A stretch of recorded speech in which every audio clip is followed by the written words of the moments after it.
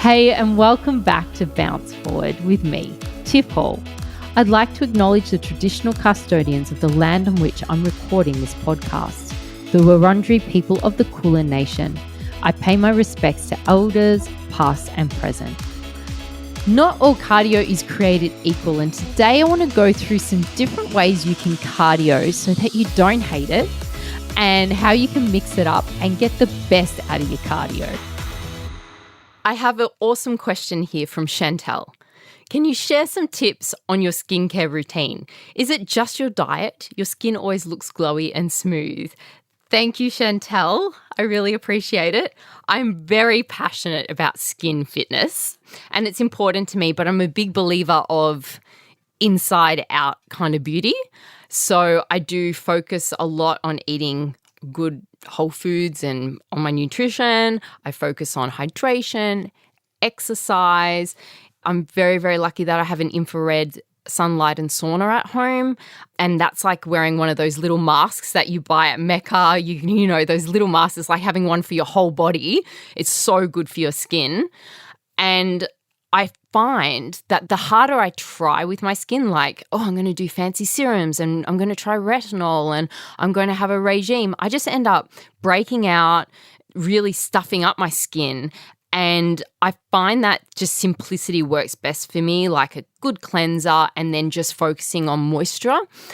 But I am a personal trainer and it turns out that exercise can actually do some pretty amazing things for your skin, believe it or not. And regularly breaking a sweat can have some serious benefits for your skin. So I just wanted to talk about those a little bit because I have always sweat, I've always exercised, and I haven't really thought twice about my skin.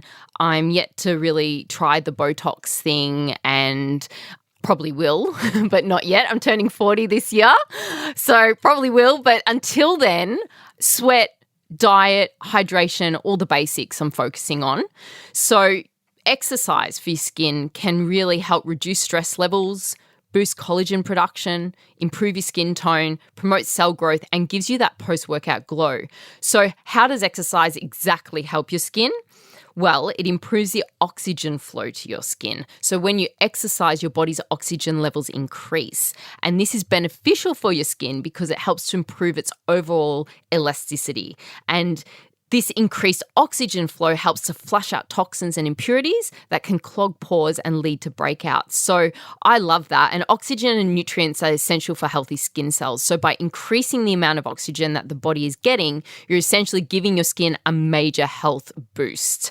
It also reduces stress levels. And we all know that exercise decreases cortisol, the stress hormone, and ups the happy hormones of endorphins. So it's really important to help put you in a good mood, but also hormonally, it helps your skin.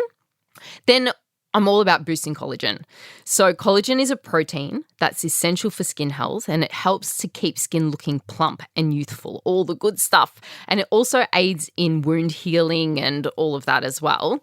Unfortunately, collagen production starts to decline as we age, which can lead to wrinkles and other signs of aging, which we don't want. But here's where exercise comes in. One of the benefits of working out is that it helps to boost collagen production. And no one talks about this. Like, go see your personal trainer, boost collagen, get better skin, reduce wrinkles. Oh my God, it's such a good selling point. I never use it. So not only can exercise help to reduce the appearance of existing wrinkles, but can help prevent new ones from forming. Then you've got like improve skin tone and texture, which is really great because you're increasing blood flow and circulation. And then it promotes cell growth. This is beneficial for your skin because it helps to replace old and damaged skin cells with new healthy ones. As a result, regular exercise can help improve your skin's overall appearance and texture. And all types of exercise, from high-intensity interval training to strength training, endurance training, it all has an anti-aging effect on your biological age and anti-aging effect on your skin. So then we've got to talk about the post-workout glow because I don't know why, but I think in my eyes, I never look better than after I've just done a sweaty workout.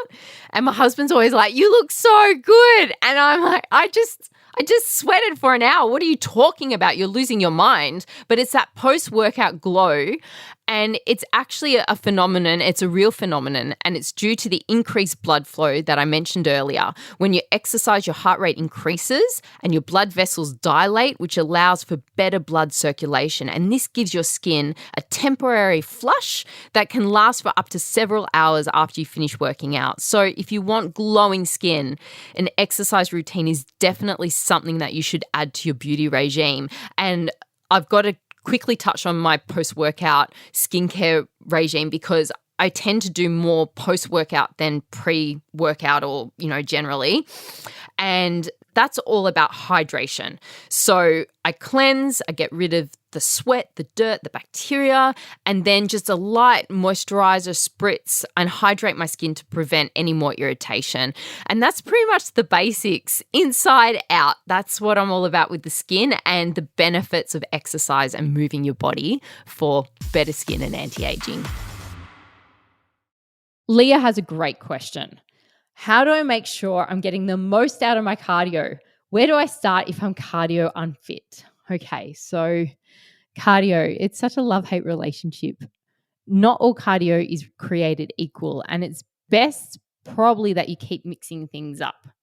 Cardiovascular exercise can be categorized into different types based on intensity and duration, as well as the energy systems being used in the body. And it's really good to try and do a bit of everything because then you're using different energy systems. So first up, I would talk about zone 2 training, which refers to aerobic training that is typically performed at a low to moderate intensity, and it's described as conversational pace. Can you chat? Can you sing? Can you just hold a conversation whilst you're performing this activity? It typically corresponds to 60 to 70% of your maximum heart rate. This type of training is excellent for building aerobic base, enhancing fat oxidation, and improving cardiovascular efficiency. So it's very sustainable. You can do it for long durations and you usually don't get injured, and it's really great for endurance training. Next, you have lactate threshold training. And this represents the intensity of exercise at which lactate starts to accumulate in your body faster than it can be removed. And this is often felt as that burning sensation. So when you're exercising and you're like, I feel the burn, you're actually feeling that lactate in the muscles. And training at or slightly above this threshold improves your body's ability to clear the lactate from the blood and utilize it for energy, thereby increasing your endurance and speed. And this type of training is more intense than zone 2. It's typically around 80 to 90% of your maximum heart rate. It hurts a little bit. And it's often done by athletes to improve performance in endurance sports. It's pretty full on. Then you've got your HIIT training, your high intensity interval training. Consists of short, intense bursts of exercise followed by brief periods of rest or lower intensity exercise. These intervals can range from a few seconds to several minutes, with the intensity typically above 90% of your maximum heart rate. Now, HIIT sessions are usually shorter. You get more bang for your buck, much more shorter than endurance workouts and much more shorter than zone 2. And you're getting both aerobic and anaerobic fitness, increasing metabolism, and you're burning the most amount of fat. And this type of training is great because it provides substantial fitness benefits fast. So what I would say to you is if you're new to cardio, it depends on your goal, your fitness goal, and your current level of fitness and how your body responds to different intensities of exercise. But if you're not really cardio fit and you're starting out, there's 2 approaches I would take. I would start with some HIIT because you will get fit faster.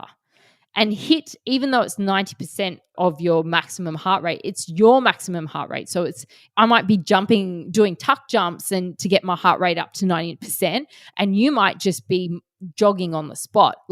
There's differences. It's fine. It's your 90%. And you want to get fit fast. So it's more bang for your buck. So I would integrate HIIT. And your cardio will improve out of sight.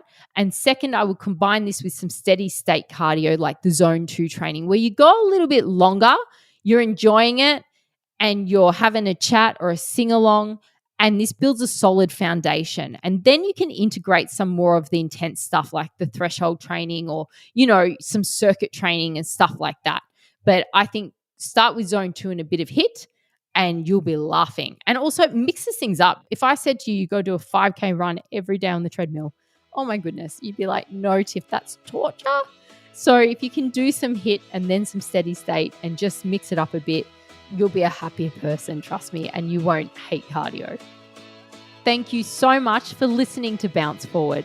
I love having your company. So please DM me on Instagram at tiffhall_XO and let me know what questions you'd love me to cover. Don't forget to rate and review me on your podcast app, please. Speak soon. Happy days.